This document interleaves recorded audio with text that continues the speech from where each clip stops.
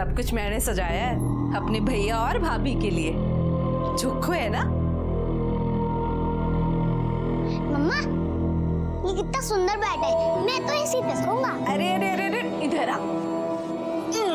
ये तेरी माँ का कमरा है। तुम तो बड़े हो गए हो। बड़े बच्चे मम्मी के कमरे में नहीं सोते हैं।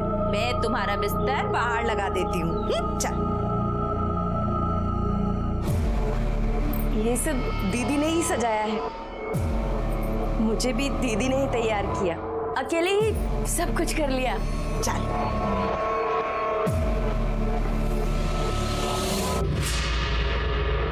बत्ती जला कर रखना। देखना है मैंने सब।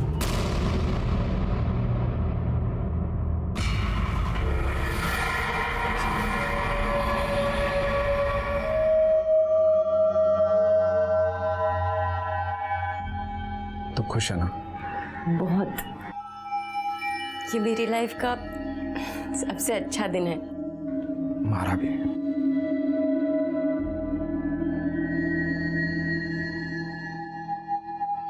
बत्ती तो बुझा दो।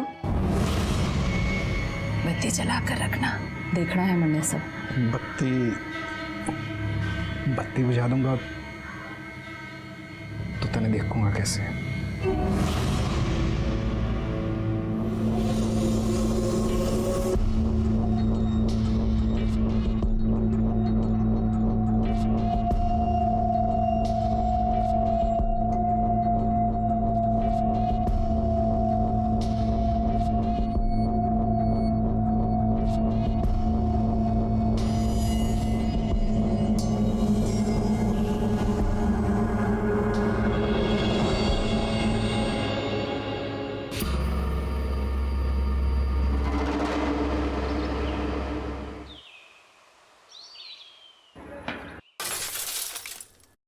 भावना आंटी का कान पड़ गया, भागो।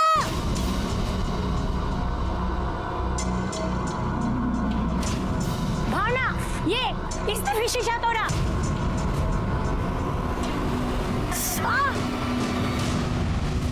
ये कौन है? इसे पहले तो नहीं देखा। अरे वो राना है ना, उसके घर में जो किराएदार है शर्मा, उसका ही बच्चा है ये। कौन? रति का? पर उसका बेटा तो काफी बड़ा है।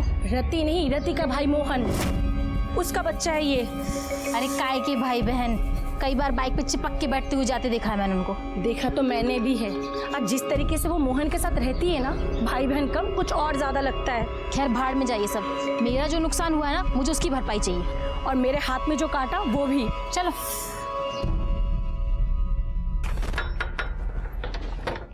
अरे क्या हो गया दोनों साथ में? भाभी, आपके घर में जो छोरा है ना, उसने मेरी खिड़की का कांच तोड़ दिया। बताओ, ये भी कोई बात होती है भला? ये गली है, मैदान थोड़ी जो क्रिकेट खेलने लग जाते हैं बच्चे सड़क पे। अरे छोरा ही तो है, छोरा ही तो शरारत करे हैं, उसमें के। लो। मैं जी माफी मांगू थारे से। आप शीशा लगवा लियो, आके खर्चा दे दूंगा मैं। जी ठीक है। मैं चलता हूँ, थोड़ा लेट हो रहा हूँ। जा भाई। अरे रश्मि, मोहन की बीबी अभी कुछ दिन पहले ही शादी की है दोनों ने। वो छोरा जिसने शीशा तोड़ा है वो इसी का है। अच्छा। रश्मि, ये हमारे पड़ोसी, ये भावना भाभी, ये अवनी भाभी।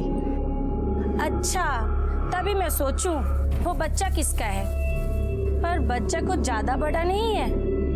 अरे वो इसकी पहली शादी से है। अच्छा अच्छा, पर पहले वाली शादी क्यों तोड़ी? टूटी ना है, एक्सीडेंट हुआ है। तभी तो इतनी छोटी सी उम्र में इसको दूसरी शादी करनी पड़ी। पर घनी किस्मत वाली ठहरी, मोहन जैसा दूल्हा मिला कि इसको और इसके बेटे को दोनों को खुशी से अपना लिया।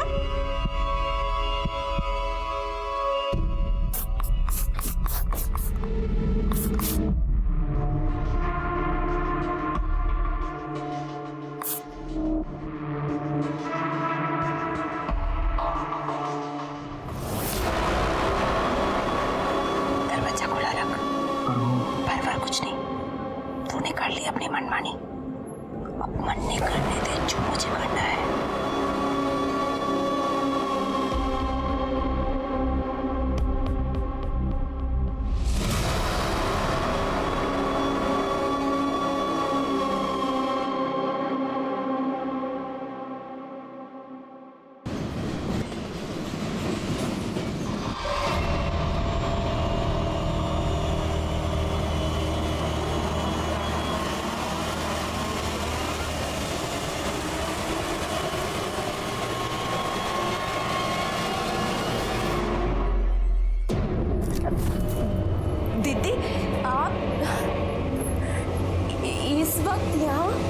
सोची आज हम तीनों साथ में सोते हैं, मैं, तू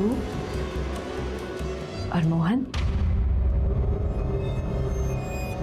ये क्या बोल रहे हो दीदी? आप तो मोहन की दीदी हो, आप उसके साथ ये सब? बोले घड़ा है, जैसा कहती हूँ वैसा कर, बड़ा मजा आएगा। मैं ही शुरू कर देती हूँ। छोड़ो दीदी, दीदी छोड़ो मुझे।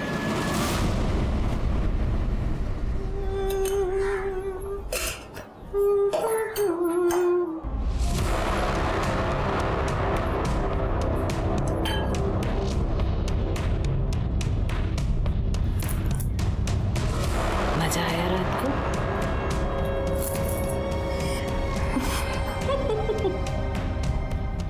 हमारा फोन नहीं दिख रहा कहीं, देखा है? क्या करेगी फोन का? मैं हूं ना मजा कराने के लिए। आज रात को तैयार रही हो, डबल मजा कराऊंगी।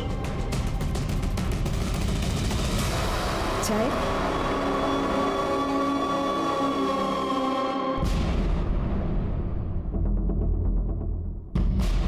वो हमारा फोन नहीं दिख रहा कहीं, आपने देखा है क्या? नाम मैंने तो नहीं देखा।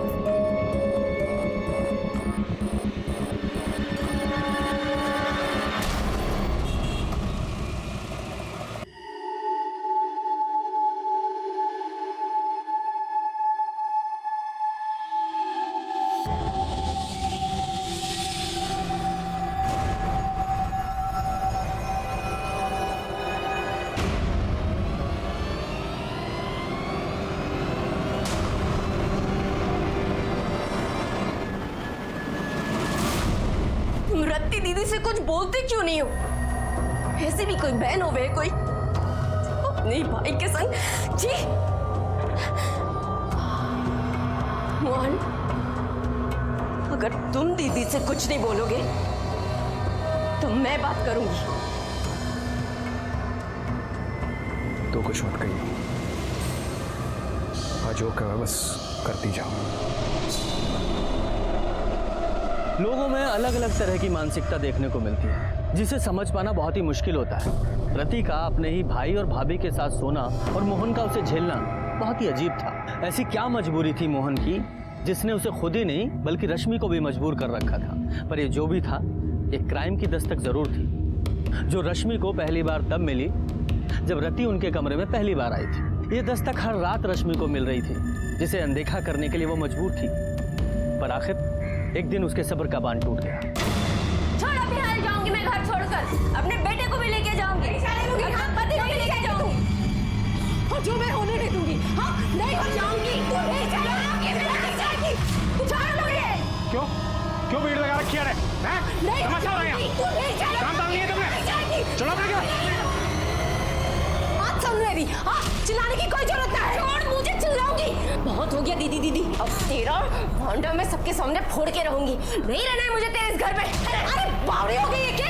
किधर जाएगी? हाँ, तू जाएगी मतलब मेरा भाई भी इधर से जाएगा, और जो मैं होने नहीं दूंगी। हाँ, नहीं हो जाऊंगी, तू नहीं जाएगी, नहीं जाएगी, अभी जाऊंगी मैं। और इतना ही नहीं, जाऊंगी भी और सबको बताऊंगी भी तू कितनी घटिया औरत है। पागल हो जाएगा, पागल हो गई। मैं मोहन को कहीं नहीं जाने दूंगी, नहीं जाऊंगी। मम्मा, रश्मि, रश्मि, तूने हाथ कैसे उठा दिया इस पे? बहुत हो गया तेरा, बहुत सुन ली तेरी। हम ये घर अभी छोड़ के जाओगे, और दम हो तो रोक के देखो। चल रश्मि, कर बैठ, चल बैठ।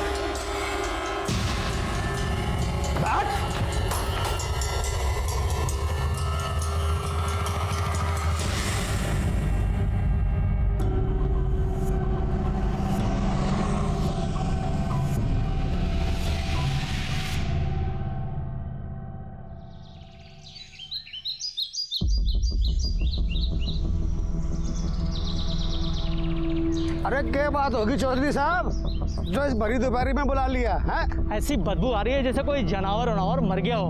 किसी की भैंस भूस मर गई होगी और आड़े फेंक गया होगा। एक काम करो, तुम शॉट देखो और मैं शॉट देखूं।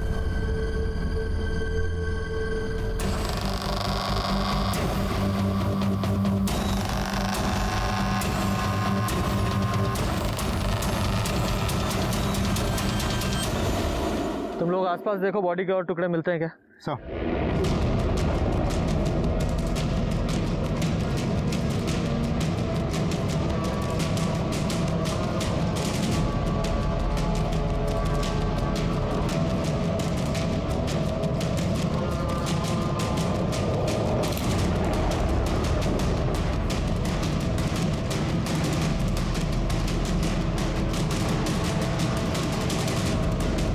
सात बोरियों में बॉडी के टोटल 13 टुकड़े मिले। सर देख के तो लगता है किसी एक ही औरत के बॉडी पार्ट्स हैं। और उधर देखिए सर, राइट हैंड पर ओम का टैटू बना हुआ है। सर चेहरा तो बिल्कुल पूरी तरह से कुचल दिया गया। लगता नहीं मुझे शिनाख्त होने के कोई चांसेस है। और आसपास जाके पूछताछ भी की है मैंने, किसी को कोई आइडिया नहीं है कौन आके बोरिया फेंकेगा। हाँ यार, मैंने भी इन लोगों से पूछा, किसी को कुछ नहीं पता। लगता है ये बोरियां आज नहीं फेंकी गई हैं, कई दिन पहले यहाँ फेंकी गई हैं। अरे तो बॉडी के पार्ट्स को पोस्टमार्टम के लिए भेजो और रिपोर्ट जल्दी से जल्दी मंगाओ।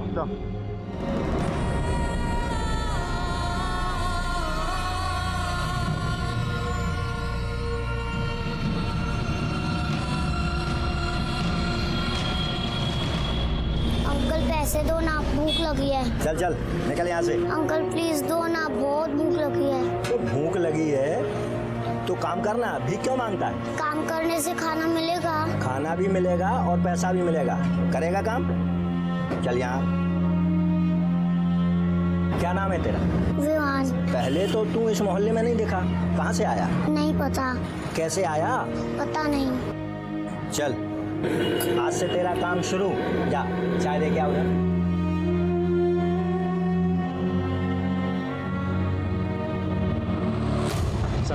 बोरियों में जो डेड बॉडी टुकड़ों में हमें मिली थी, पोस्टमार्टम रिपोर्ट के मुताबिक 30-32 साल की एक प्रेग्नेंट औरत ही थी, जिसकी हाइट 5 फीट 2 इंच, रंग गेहुआ और बाल काले थे। सब मौत करीब 6 दिन पहले हुई थी।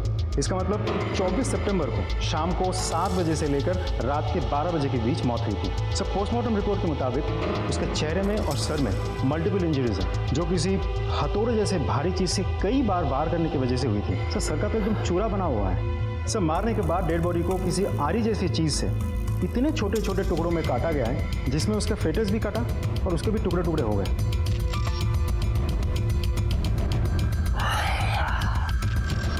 यादव, ये काम किसी इंसान का नहीं हो सकता, बल्कि इंसान की शक्ल में किसी राक्षस का है। और ऐसे राक्षस को तो सजा जरूर मिलनी चाहिए। पर इससे पहले हमें इस बॉडी की पहचान करनी होगी। एक काम करो, जहाँ ये बॉडी मिली है वहाँ जितने भी रास्ते हैं, उन पर जितने भी सीसीटीवी लगे हैं, उन सब की 24 तारीख से लेकर कल तक की सीसीटीवी फुटेज निकालो। सर मैंने हेड कांस्टेबल को स्पॉट में भेज दिया है, देखने के लिए कि वहाँ कोई सीसीटीवी कैमरा है या नहीं। अगर है तो हमें बहुत जल्द फुटेज मिल जाएगी। गुड। एक काम और करो, गुरुग्राम के जितने भी पुलिस स्टेशन है सबको अपडेट करो और अपनी साइट पे इस औरत की एज, हाइट, कॉम्प्लेक्शन, इसके टैटू के बारे में, ये बॉडी कितने टुकड़ों में मिली, सब कुछ अपडेट करो A to Z। NCR और आसपास के थानों में भी सबकी इस बॉडी के बारे में बताओ। Sir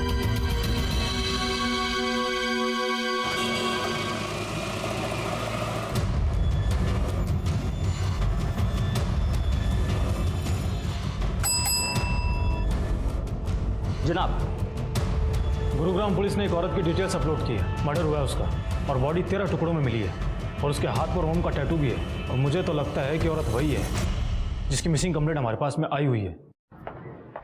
sir Mahendragarh police station से मेल आया।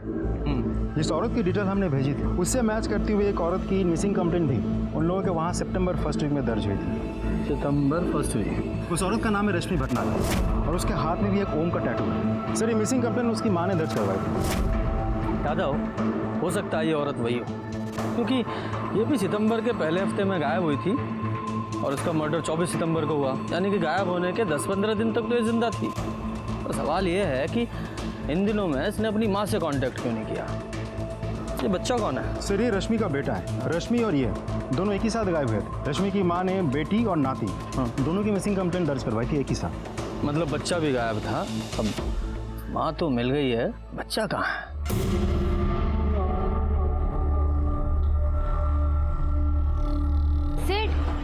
भूख लगी है, 20 रुपए दे दो, तनख्वाह में से काट लेना। 4 चाय बेची नहीं कि भूख लगाई। ये ले, तू पकड़, ये ले, ध्यान रखना तनख्वाह में से काट ले। और हाथ पर ओम का टैटू भी था। हाँ, हाथ में ओम का टैटू गुदवाया था। कहाँ है मेरी रश्मि? सर, ये रश्मि की माँ है। इन्होंने रश्मि और विमान की मिसिंग कंप्लेंट लिखवाई थी। आपने मेरी बेटी को ढूंढा है? भगवान आपका बहुत भला करेगा। माँ जी, पानी पीजिए। मैं ठीक हूँ, बस आप मेरी बेटी को बुला दीजिए बस। माँ जी, हमें डाउट है कि रश्मि इस दुनिया में नहीं है। उसका मर्डर हो गया है। नहीं,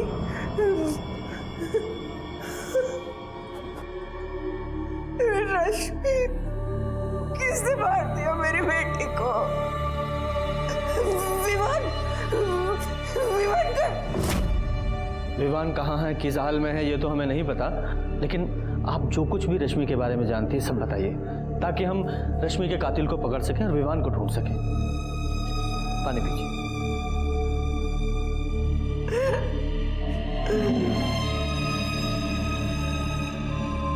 माँ जी, बताइए।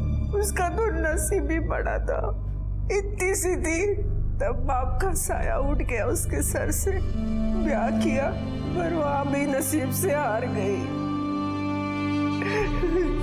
थोड़े दिनों बाद ही एक एक्सीडेंट में उसका आदमी चला गया। गोद में था उसके विवान। जब वो मायके वापस आई थी, पत्रो बेटा, भगवान के सामने किसकी चली? उसकी इतनी लिखी थी, वो चला गया।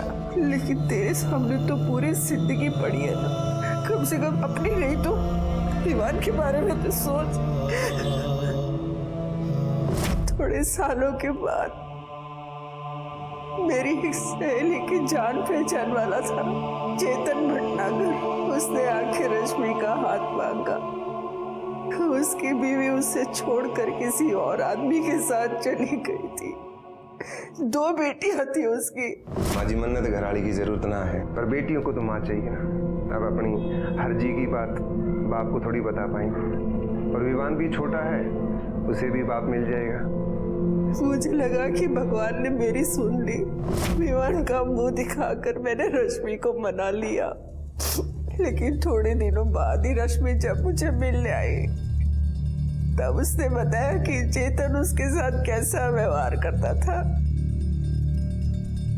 आए दिन उसे कुटता रहता था। रश्मि को एक साथी मिल गया। उसके बारे में रश्मि ने मुझे बहुत बाद में बताया था। तू कौन है भाई? और मेरे घर में तू क्या कर रहा है? पड़ोसी उठा और खबरदार करने आया हूँ। आज के बाद हाथ में ठा दिया इसने। तू घना कृष्ण का भांजा बढ़ रहा है? चल निकल यहाँ से। आज के बाद जो हमारे घर के मामले में टांग अड़ाई ना, चल चल निकल, चल निकल। ज्यादा कुछ नहीं है। चल ठीक है। अरे औरत को मारना घर का मामला नहीं है। सुने, उठाए गिरा नहीं हूँ तेरे की तेरिया। गवर्नमेंट फर्म में काम करूँगा। एक कंप्लेंट कर दी ना तेरी, तो घर का मामला जेल में सुलझेगा। मोहन ने उस जल्लाद से उसे बचाया था। दोनों में बातचीत होने लगी, प्यार हो गया। लेकिन ये बातें उस चेतन को पता चल गई और मोहन और चेतन के बीच में बहुत बड़ा नाटक हो गया। और सितंबर के पहले हफ्ते में ही रश्मि विवान को लेकर मोहन के साथ चली गई और मंदिर में जाके उन दोनों ने ब्याह कर लिया। मम्मी, वो मैं और विवान मोहन के साथ है। मैंने और मोहन ने मंदिर में शादी कर ली है। लेकिन उस दिन के बाद ना ही उसका फोन आया, ना ही उसकी कुछ खबर मिली। इसीलिए मैं यहाँ रिपोर्ट लिखाने आई थी। सर, हमें जब पता लगा कि रश्मि और विवान के लापता होने में चेतन का हाथ है, तो हमने उससे पूछताछ भी की। मिसिंग ना भाई साहब, भाग गई थी जैसे पहले वाली भागी थी। अब जैसा करेगी वैसा भुगतेगी। मुझे क्या जरूरत है उसे या उसके बेटे को कुछ करने की? अपनी पहली बीवी की भड़ास निकालने के लिए तो उसे जानवरों की तरह मारता था। अब वो तुझे अकेला छोड़ के चली गई है तो कुछ नहीं करेगा। हम इज्जतदार लोग हैं साहब। 2 पैसे की औरत के लिए अपनी इज्जत मिट्टी में नहीं मिला सकता। आप मुझे अगर अरेस्ट करने की सोच कर आए हैं तो आप उसे ले आओ, मैं मार देता हूँ। आप मुझे अरेस्ट कर लेना। सर हमने दोनों को बहुत तलाश किया लेकिन उन दोनों का कुछ भी पता नहीं चला अभी तक। राठी, यादव को रश्मि का फ़ोन नंबर और इस चेतन का एड्रेस लिखवा दो।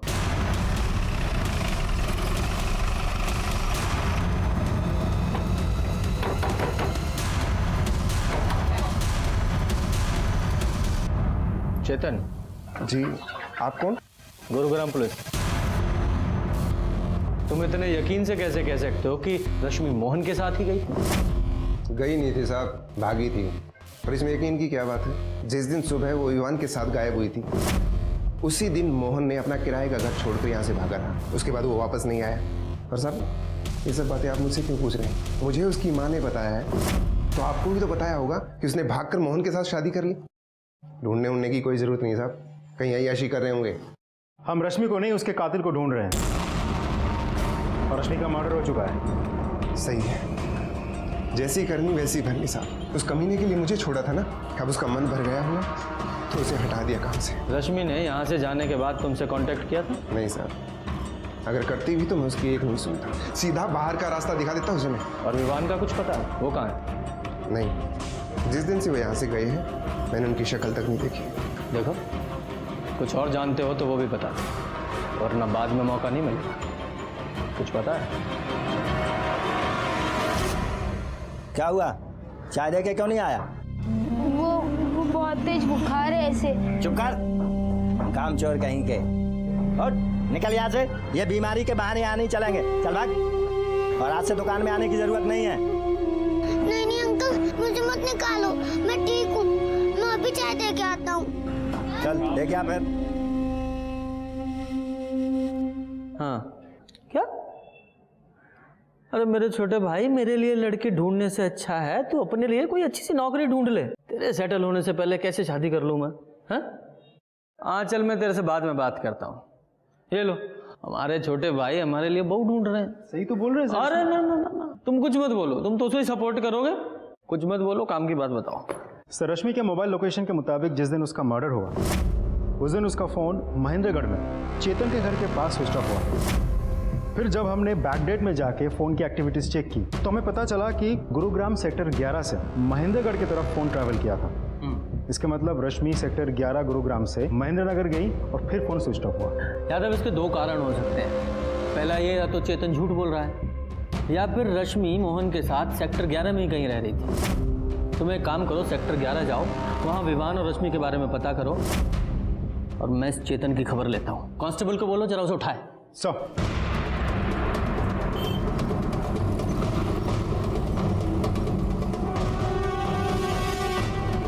दो चाय देना। ये ले। विवान, ये सुन, क्या हुआ इसे?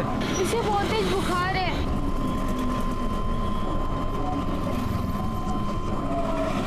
बच्चे का फोटो दिखाना जरा।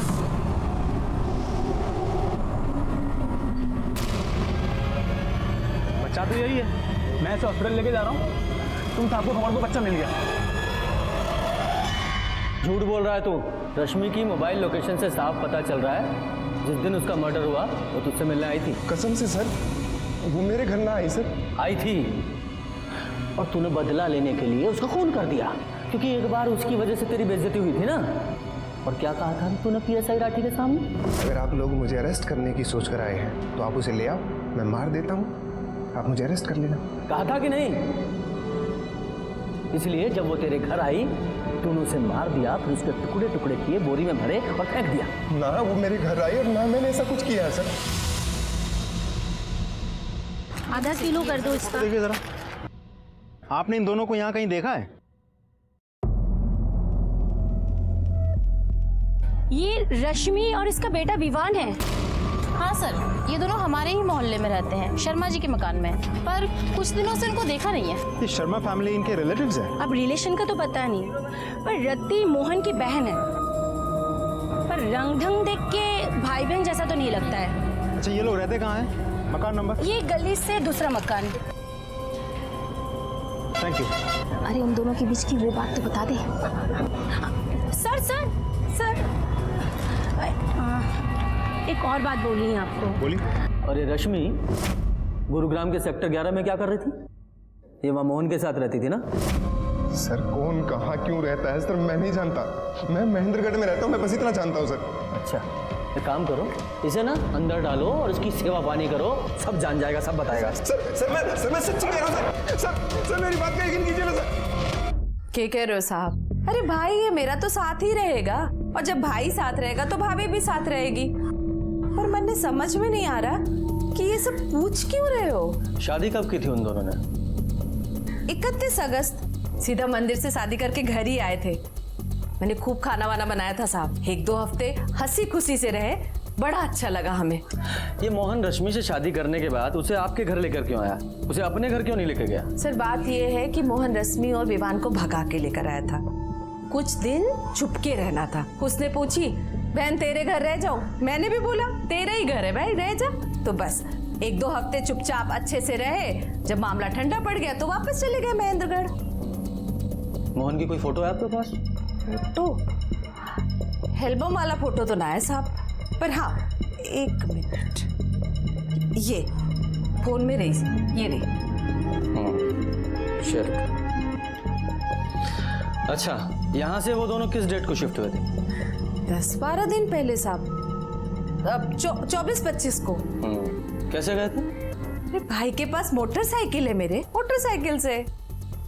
जब सब कुछ हंसी खुशी चल रहा था, जाने की जरूरत क्यों आ पड़ी?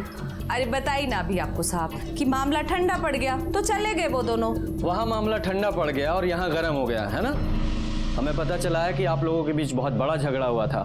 किसी ने तो किसी को थप्पड़ मारा था, हाथापाई भी हुई थी। इसके अगले दिन ही वो यहाँ से चले गए। अरे साहब वो झगड़ा थोड़ी था, और ऐसा छोटा मोटा झगड़ा किस घर में नहीं होता, आप बताओ। हुई थी बहसबाजी साहब, हुई थी। भाई बहन में छोटी मोटी बहसबाजी तो होती रहती है। उसने बोला बहना मैं जा रहा हूँ, मैंने भी बोला तेरी मर्जी तू जा। बोला था फोन करेगा, आज तक तो फोन ना किया उसने। उसने फोन नहीं किया तो आपने किया होगा ना? अरे मोहन बड़ा गुस्से वाला है साहब, उसने ना करा तो मैंने भी ना करा। सोचा गुस्सा ठंडा हो जाएगा तो आप पे आप फोन कर लेगा। अच्छा, ये महेंद्रगढ़ में ये मोहन कहाँ रहता है? एड्रेस दीजिए उसका। साहब अपना घर तो है नहीं उसका, कहीं किराए विराए पे लिया होगा। अब छोटा मोटा घर तो लिया नहीं होगा साहब, बीवी बच्चे वाला है तो बड़ा ही घर लिया होगा।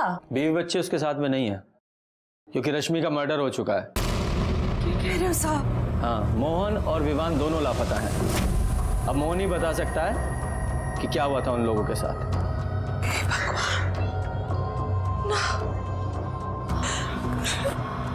रश्मि का खून हो गया साहब, मोहन ने तो बताया भी नहीं। ऐसा नहीं हो सकता साहब, 10 दिन पहले तक तो सब कुछ ठीक था यहाँ। कितने खुश थे साहब वो दोनों एक दूसरे के साथ। हे भगवान, किसकी नजर लग गई इन सबको। अच्छा, जैसे ही आपको मोहन या विवान की कोई खबर लगे हमें इन्फॉर्म कीजिएगा। जी साहब। क्या हो गया? तो मुझे लगा रति मोहन के लिए जेन्युइनली दुखी है, लेकिन पड़ोसी उसे पूछताछ करके पता चला कि दोनों के बीच भाई बहन का रिश्ता नहीं था सर, कुछ तो गड़बड़ है। हाँ, पड़ोसी क्या ठीक ही कह रहे हैं यादव, क्योंकि इतनी प्यारी बहन को इतने प्यारे भाई की कोई खबर ही नहीं है। इस शर्मा फैमिली की कुंडली निकालो। जनाब, आरटीओ से पता चला है कि मोटरसाइकिल मोहन के नाम पर रजिस्टर्ड थी और एड्रेस मोहन की बहन रति के घर का है, और बाइक अभी तक बरामद नहीं हो पाई है। जनाब, मोहन का फोन भी चेतन के घर के आसपास ही स्विच ऑफ हुआ था। ये देखिए सर। यादव, अगर रश्मि का और मोहन का फोन ये चेतन के घर के पास स्विच ऑफ हुआ है, और रति के बयान के मुताबिक ये तीनों महेंद्रगढ़ के लिए 24 तारीख को निकले थे, और इन सब कांड में